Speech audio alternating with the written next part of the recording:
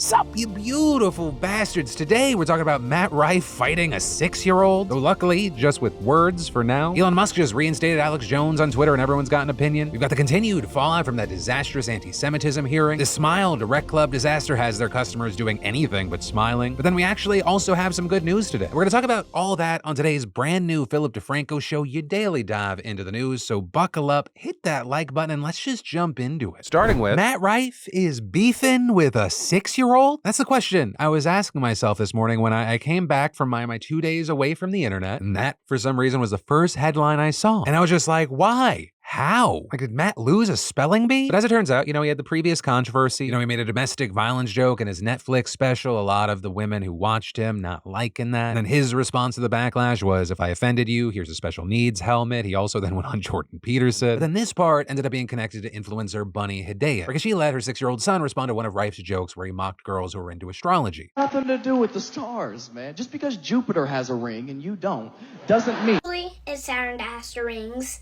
And it has more also, and you're mean to girls. With Bunny then saying even though she doesn't post a lot about her son, her followers know that he loves space, and a lot of people tagged her in the Matt Rife clip. So that video was actually posted to TikTok and Instagram like weeks ago. But then Bunny posted a new TikTok over the weekend. Well, she said she thought the original video was kind of this lighthearted little whatever, it's my kid being quippy, saying Matt Rife wasn't even tagged, it was stitched to Netflix. And apparently, Matt Rife did not like this video. With Bunny saying that Rife commented and posting a screenshot of the alleged comment, reading Jupiter also has a ring. Oh, and Santa Claus isn't real. Your mom buys you presents with the money she makes on OnlyFans. Good luck. But that comment does not appear to be there now. So the first thing she calls out is his claim that she makes money on OnlyFans. I don't even show my body. For you to assume that every single woman online makes money by showing their bodies, which, if that's what you do, girl, do you. Love it. I have never made a single dollar from a man. Audience is female, female, female, female. And a little bit of the gays and nays. You can't accept the fact that people may like women for their personalities. We know you don't have one. And in response, you have people criticizing Rife, saying things like he just digs himself deeper. What kind of man beefs with a literal child? As well as Matt Rife is behaving more like a 6-year-old than an actual 6-year-old. Also with this, you had some bringing up that this is not the first time he's ever gone after a child, with people pointing back to a joke that he made about a birthmark Mason Ramsey had, or the viral yodeling kid. Though also, at the same time, you had some people defending Matt Rife, like if you go to his Instagram, others calling Bunny posting a video of her kid like this kind of weird. You also have others saying they don't like Bunny or Matt, saying the whole thing feels like a weird cringe fest. You got a child getting bullied, the other person saying I'm richer than you. But yeah, with all that said, what are your thoughts on this weirdness? And then, so Alex Jones is back on Twitter. Something that just last year seemed unthinkable. And not just for what he did to those Sandy Hook parents, but also because of Elon Musk's opinion on it. With him tweeting about Alex Jones being banned on the platform last year, saying, "My firstborn child died in my arms. I felt his last heartbeat. I have no mercy for anyone who would use the deaths of children for gain, politics, or fame." And while his ex-wife called the first part of that tweet a lie, it appears, at the very least, the second part of that tweet definitely was. Because over the weekend, he ran a poll asking, reinstate Alex Jones on this platform? And as far as his complete 180 on this, writing, "I vehemently disagree with what he said about Sandy Hook, but are we a platform that believes in freedom of speech or are we not? That is what it comes down to in the end. If the people vote him back on, this will be bad for X financially, but principles matter more than money." And ultimately, the results came in 70% in favor, and so Jones got his account back. With Musk even welcoming him back by throwing a little party, holding a Spaces event with Jones, Andrew Tate, Vivek Ramaswamy, Donald Trump's former national security advisor Mike Flynn, and a whole slew of others. And according to Twitter's metrics, over 10 million people have listened to the conversation, though it's also hard to tell how accurate or inflated that number is. But that said, there were a few standout moments. You had Ramaswamy forgetting to mute his mic and taking a big old piss. You also had Tate praising Elon. Elon is a hero, absolutely. And the risks you are taking, Elon, I don't think many people at home actually understand the gravity of the risks you are taking. Alex Jones also addressing his comments on Sandy Hook and also claiming that moving forward, I plan to be extremely careful, and that doesn't mean that I'm letting the censors dampen what I say or what I do. I just realize anything I say or do, they're going to try to twist. And so I'm really going to try to not let Elon's gamble down or any of the people that supported me's gamble down. But as far as what it's actually going to look like, that remains to be seen. We'll have to wait to see how it plays out. But in the meantime, as far as reactions, of course, obviously, there are plenty of people that are happy about this move and Alex Jones's return. We also have plenty of people calling Musk a hypocritical asshole, saying that he's a coward, that he's scared of this far-right audience that he's accrued over the last few years. And people arguing Elon is lifting up conspiracy theorists and criminals, giving them his platform while admitting it will be bad for business. Free speech does not apply to social media and companies. Elon is choosing to ignore the terms of service he holds others to in favor of right-wing propaganda under the guise of freedom. Sandy Hook happened. Elon is a hypocrite. Alex Jones is a trash human being. Twitter/X is failing because of Elon. And others saying defamation is not free speech, which is why judges in different states have come to the same conclusion. Alex Jones violated his victims' First Amendment rights, and he owes them $1.5 billion. But with all that said, and I want to pass the question off to you, what are your thoughts here? What's your opinion on Elon Musk bringing Alex Jones back? And then, what the actual hell is going on with Smile Direct Club? That is what people have been shouting from the rooftops because Smile Direct Club is shutting down and its customers are pissed. And for those that don't know, the company sold teeth aligners as a cheaper, faster alternative to braces. It was founded back in 2014, and the way that it would work, customers would make a mold of their teeth using an at-home kit sent by the company, or they'd go and have their teeth scanned at a retail location. The mold of the scans would then be reviewed by orthodontists and dentists within the Smile Direct Club network, and customers would then pay around $1,800 for the aligners. And all in all, the treatment would take between 4 and 6 months to complete with online check-ins with dentists throughout. And all of this while also promising a lifetime smile guarantee in the form of free touch-ups after your treatment. So very interesting, sounds great on paper, but it hasn't exactly been smooth sailing for them. Or their services have been criticized for years by dental professionals. They've had to spend a lot of time and money battling lawsuits accusing them of false advertising and violating FDA regulations. In fact, earlier this year, they had to settle a lawsuit with the DC Attorney General's office because they had a non-disclosure provision in their return policy that the AG said blocked harmed customers from filing complaints with regulators and law enforcement. And this on top of,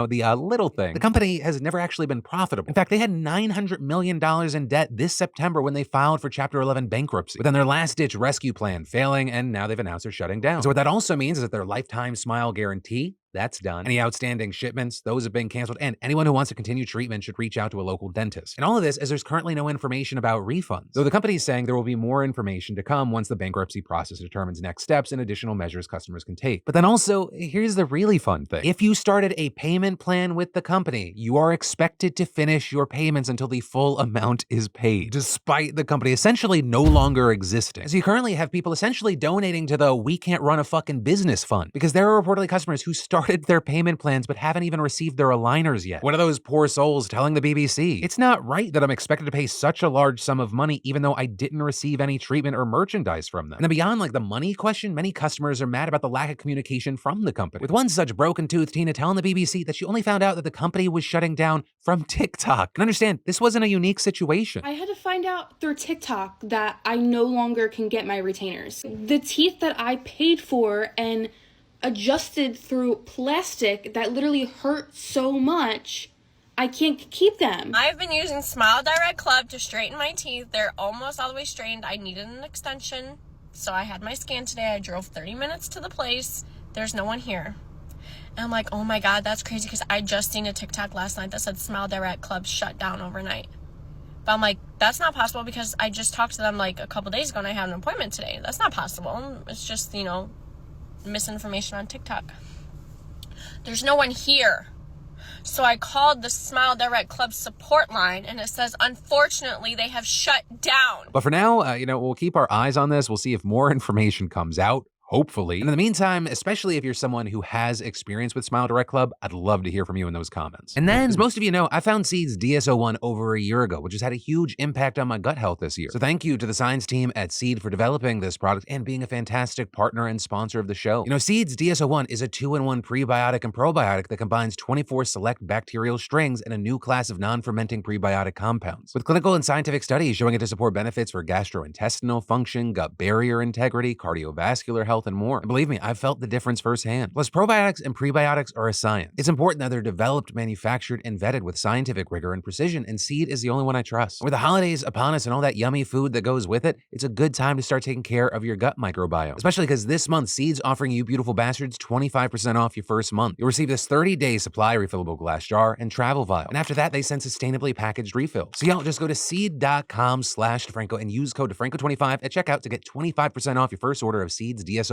Daily Symbiotic plus free shipping. And then, I can't believe it happened again, but we actually have some good news today. The FDA just announced that they are following the UK's lead and approving gene editing therapies for sickle cell disease. And the two treatments are Casgevy, which we actually just talked about last week, and Lyfgenia. And I'm not going to rehash the whole deep dive we did. I'll link to it. But the broad strokes is that Casgevy uses CRISPR-Cas9 to cut out bad genes and replace them with better ones. It all sounds very science fiction-y, but it actually works. And Lyfgenia is new. I mean, the UK hasn't even approved that yet. And while it also relies on gene editing, instead of using CRISPR, paper, it uses what's called lentiviral vectors, which is really just a fancy way of saying that it uses a family of viruses that are able to insert and modify bits of DNA specifically chosen by scientists. And in both cases, they help the body change the shape of a patient's blood cells. That said, though, there is one main limitation. They're only approved for people above the age of 12. But still, you got the FDA excited about the possibilities. With the director of the Office of Therapeutic Products there saying, sickle cell disease is a rare, debilitating, and life-threatening blood disorder with significant unmet need. And we're excited to advance the field, especially for individuals whose lives have been severely disrupted by the disease, by approving 2 cell-based gene therapies today. And adding, gene therapy holds the promise of delivering more targeted and effective treatments, especially for individuals with rare diseases where the current treatment options are limited. And again, I have to repeat this, part of the reason this is so amazing, these are still incredibly new technologies, meaning that gene editing technology is as bad as it will ever be. And with this, we are just seeing like the scratching of the surface of how meaningful life can be changed for so many people. We just need to, in the meantime, not kill ourselves in other ways and let something good fucking happen for once. Because it really looks, at least in this avenue, that things will only get better from here. And then, y'all, the other shoe is dropping right now regarding this whole Harvard, Penn, MIT situation. Which one, if you didn't see my previous video on this, how dare you have a life outside of my videos? But 2, don't worry, this is why God made my annoying ass. I'll give you a top-level TLDR. And then I'll tell you the new stuff because it's big. Because there was this viral clip where they were accused of evading questions, specifically about whether calls for genocide against Jews violated their school's respective codes of conduct. With all 3 essentially responding that it depends on the context and if the rhetoric amounts to a threat or bullying, and arguing with that they have to weigh actions against protections for free speech. So you had some defending them, others going after them, calling for them to resign. And actually, over the weekend, we saw Penn's president, Elizabeth McGill, resigning, notably just one day before the school's board of trustees was set to meet. Right, possibly she saw the writing on the wall. And that move announced by the board's president, Scott Bach, who said McGill voluntarily tendered her resignation and added, the world should know that Liz McGill is a very good person and a talented leader who is beloved by her team. She is not the slightest bit anti-Semitic. Working with her was one of the great pleasures of my life. And then going on to say that McGill will actually remain in the role until an interim president is appointed. And then after that, she'll still stay on as a faculty member for Penn's law school. But then interestingly, just less than an hour later, Bach also announced that he was resigning. Also, with all this, it definitely needs to be noted that, obviously there's a lot of attention on this situation, but McGill's resignation also comes amid mounting concerns about her leadership. In fact, reportedly, this wasn't her first or only brush with accusations of anti-Semitism. Right back in October, McGill received backlash over a Palestinian literary conference that was supposed to be on the school's campus, an event that reportedly aimed to celebrate Palestinian culture, but was also criticized by people who claimed that some of the invitees had a history of anti-Semitic remarks and behavior. Though you also had others denying those claims, arguing that the people who pushed them were just trying to crack down on Palestinian speech. And ultimately, McGill allowed the event to take place, though her response actually drew backlash from both sides. But all of that taking us to her resignation, and according to the New York Times, this makes her the first university president to step down in connection with the uproars that have engulfed campuses since the Hamas attack and Israel's subsequent invasion of Gaza. And now that there's blood in the water, it's just ramped up the pressure for the presidents of Harvard and MIT to also step down or get fired. Though notably there, MIT's president Sally Kornbluth appears to have the backing of her school's board of trustees, with her having expressed their, quote, full and unreserved support for her. She's also notably the only one of the 3 who didn't backtrack on her comments and apologize in some manner. And all of this is Harvard's president, Claudine Gay. She has so far not indicated that she's going to resign. Though this also before a meeting of the board that could decide her fate. And while she too has faced a ton of calls for resignation or termination, there's also a huge group of people who have rallied to her defense, Harvard faculty. And that in the form of a petition that urges, in the strongest possible terms, to resist political pressures that are at odds with Harvard's commitment to academic freedom. And according to Harvard Student Newspaper, that petition has over 650 signatures as of this morning. Right now you got a lot of people paying attention to the situation for a lot of reasons. Some just to see what happens, but then also people wondering what kind of precedent all this sets. With some arguing that McGill's resignation, whatever we see come from this, it could undermine the rights of both students and professors while giving power to lawmakers and donors. With the likes of Keith Whittington, a professor of politics at Princeton University, telling the Washington Post that this could have catastrophic consequences for academic freedom in the US, arguing a lot of people are going to learn the lesson from this that we ought to crack down. We're just going to see universities lean further into the idea that when there's any doubt, we ought to try to punish people for their speech. And you have some saying we're already seeing that. With Axios reporting that the board of advisors at Penn's Wharton Business School, they actually recently proposed a sweeping policy that would discipline students or staff who, quote, engage in hate speech, whether veiled or explicit. Just yesterday, you had a Penn professor of law and philosophy writing an op-ed in the Post encouraging the restriction of free speech to protect students and calling on university presidents to, quote, rethink the role that open expression and academic freedom play in the educational mission. And with that, we're also seeing increased pressure from lawmakers. Or you have the likes of New York's Democratic governor sending a letter to state college and university presidents this weekend vowing to take, quote, aggressive action, like pulling funding, if schools, quote, fail to clearly and unequivocally denounce anti-Semitism and calls for genocide of the Jewish people. But for now, we're going to be keeping a close eye on the situation. We'll talk about new developments because this is still a developing situation. I do not think in any way we have seen the end of the fallout. But what are your thoughts on the resignation, the further calls for resignation and termination, and everything else we're seeing? And then, before we talk about yesterday, today, I got a quick little announcement for just you most dedicated at the end of today's video, and/or Greg, who accidentally left the video playing. As of this morning, I am clearing out the Beautiful Bastard warehouse. Long story short, we started getting hit with some storage fees. I am not happy about the price. I figured if anyone's gonna fuck me, it should be some faceless corporation. It should be you. So I launched the Broke Bastard Belated Birthday Bash. Well, right now, a number of things are already selling out, but you can snag a mystery shirt, which normally sells for $30 to $40, or just 10 hats for $8, $90 bag for $30, tie-dye fleece that was selling for $75. I'm just gonna take a loss. You can get it for $12. Keep Going bullet journal, normally $25. It is $3. Candles, keychains, more.